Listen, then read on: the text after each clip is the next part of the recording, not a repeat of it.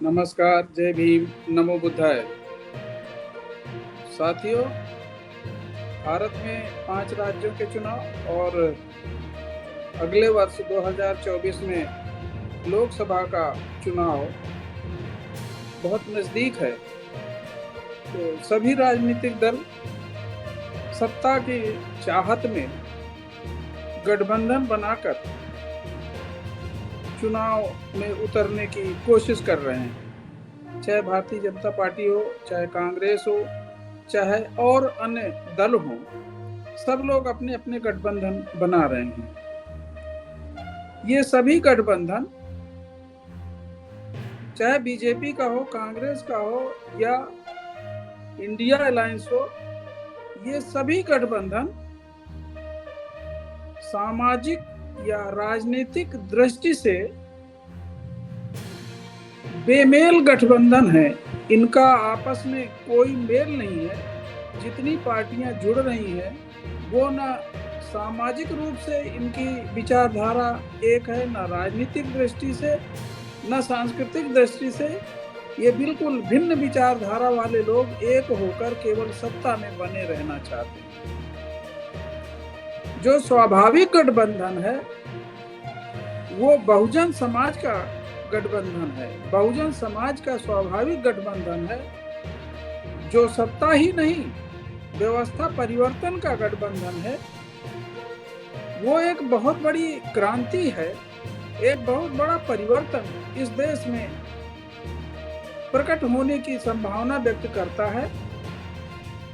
बहुजन समाज का गठबंधन अर्थात एससी, एसटी, ओबीसी और ओबीसी में मोस्ट ओबीसी और माइनॉरिटीज के लोग ही जो मनुवादी पार्टियां हैं, जैसे Bharatiya Janata party, Congress, Samajwadi party,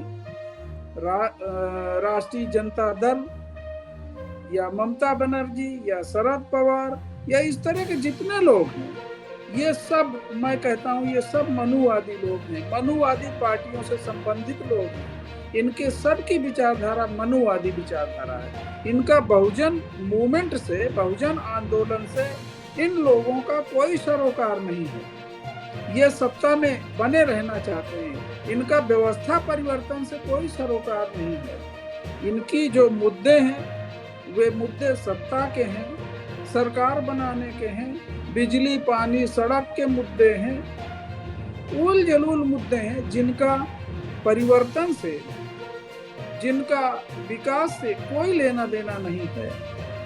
Bahujan Samaj party का मूवमेंट सामाजिक और आर्थिक परिवर्तन का मुद्दा है।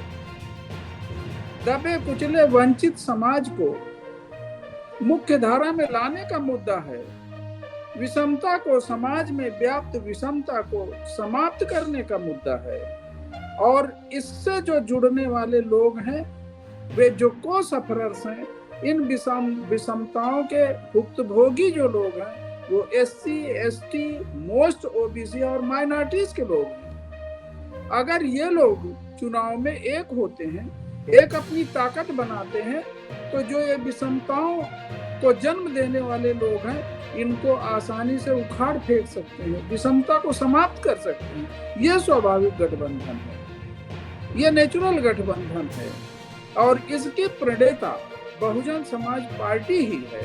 बहुजन समाज पार्टी जो भी काम कर रही है, चाहे सत्ता में रहते हुए या ना रहते हुए, एक बहुजन मूवमेंट, एक क्लास बनाने का संघर्ष है और इन सभी वर्गों को एकजुट करने का संघर्ष है। साथियों, जो 2011 की जनगणना है उसके आंकड़ों के अनुसार बिहार में 40%, ये जो है एससी, एसटी और माइनॉरिटीज के लोग 40% है। इसमें अति पिछड़े वर्ग को जोड़ दिया जाए तो 20% के केवल मान के 60% होते हैं। वेस्ट बंगाल में 35% है एससी, एसटी, माइनॉरिटी। 20% जोड़ने के बाद 55% होते हैं। वेस्ट बंगाल में 56% है, 20% जोड़ने पे ये 76% हो जाते हैं। मध्य प्रदेश में 44-45% है। ये एससी एसटी की जनगणना के आधार पर मैं आंकड़े बता रहा हूँ। मध्य प्रदेश में 45% है, 20% जोड़ने पे 65% हो जाते हैं। राजस्थान में 41% है, ये 20% जोड़ने में 61% हो जाते हैं। झारखंड में 54% है, 20% जोड़ने में 74% हो जाते हैं। उड़ीसा में 43% है, 20% जोड़ने में 63% हो जाते हैं। छत्तीसगढ़ में 46% है, 20% जोड़ने पे 66% हो जाते हैं। महाराष्ट्र में 32% है, 20% जोड़ने पे 52-53% हो जाते हैं। गुजरात में 31% है, अगर 20% मोस्ट ओबीसी को जोड़ दिया जाए तो 52% हो जाते हैं। कर्नाटका में 67%, आंध्रा में 63%, उत्तराखंड में 56% है, असम में 76% है, जम्मू कश्मीर में 87% है, त्रिपुरा में 58% है, लक्षद्वीप में 96% है।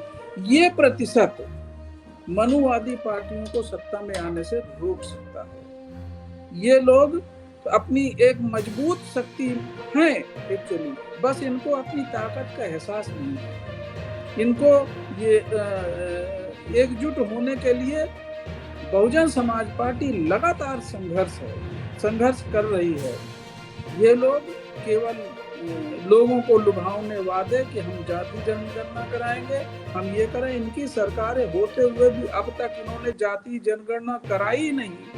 और जाति जनगणना कराने के बाद भी इनका लक्ष्य क्या है, क्या करना चाहते हैं जाति जनगणना करा के, ये कोई स्पष्ट नहीं है। केवल लोगों को गुमराह करना चाहते हैं। अगर बहुजन मूवमेंट में शामिल होकर ये सभी जातियां एकजुट होकर अगर चुनाव में अपना प्रदर्शन करती हैं तो पूर्ण बहुमत की सरकारें राज्यों में और केंद्र में भी बन सकती है और जैसा एजेंडा चाहे वो लोग लागू कर सकते हैं। अपनी सरकार बनाकर अपने सभी विषमताओं को समाप्त कर सकते हैं। ये शोषण, अन्याय, अत्याचार, जुल्म, ज्यादती जो हो रही है इन वर्गों को, चाहे एससी के ऊपर हो, चाहे एसटी के ऊपर हो, चाहे माइनॉरिटीज के, ये सभी बंद हो सकती हैं। मगर ध्यान रखना है, मैंने मनुवादी लोगों की बात की है। मनुवादी लोग जो ओबीसी में तथाकथित ये लोग अब भी अपने को सवर्ण मानते हैं, उच्च जातियां मानते हैं, ये कभी भी चाहे एससी एसटी माइनॉरिटीज के लोग हों, इनको ये लोग कहीं नहीं गिनते हैं। इनकी नज़र में ये लोग कहीं नहीं है। ये भी मनुवादी लोग ब्राह्मणवादी पार्टियों की तरह इनका भी आचरण उसी तरह से है।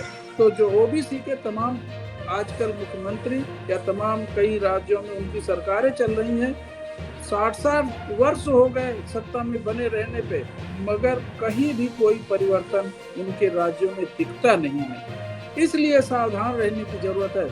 वो अस्वाभाविक गठबंधन में बार 75 साल हो गए इनके बहकावे में आके, स्वाभाविक गठबंधन में जो एक व्यवस्था के, मनुवादी व्यवस्था जो विषमता उत्पन्न करती है, समाज में गैर बराबरी उत्पन्न करती है, उस व्यवस्था के जो को-सफरर्स हैं, जो भुक्तभोगी लोग हैं, वो एससी के लोग, एसटी के लोग और मोस्ट ओबीसी के लोग और माइनॉरिटीज के लोग हैं, इनको एक जगह गठबंधन बना के, और बहुजन समाज पार्टी ही एक ऐसी गठबंधन सरकार, एक ऐसी आंदोलन है, एक ऐसी पार्टी है जो इन सभी को साथ लेके और सामाजिक व्यवस्था परिवर्तन की, आर्थिक व्यवस्था परिवर्तन की बात करती है। और तभी इस देश में इन विषमताओं का अंत किया जा सकता है। तभी ये जो स्वाभाविक गठबंधन बनेगा, ये मनुवादी जो ब्राह्मणवादी विचारधारा के लोग हैं, इनकी मनोकामनाओं को ध्वस्त कर सकते हैं।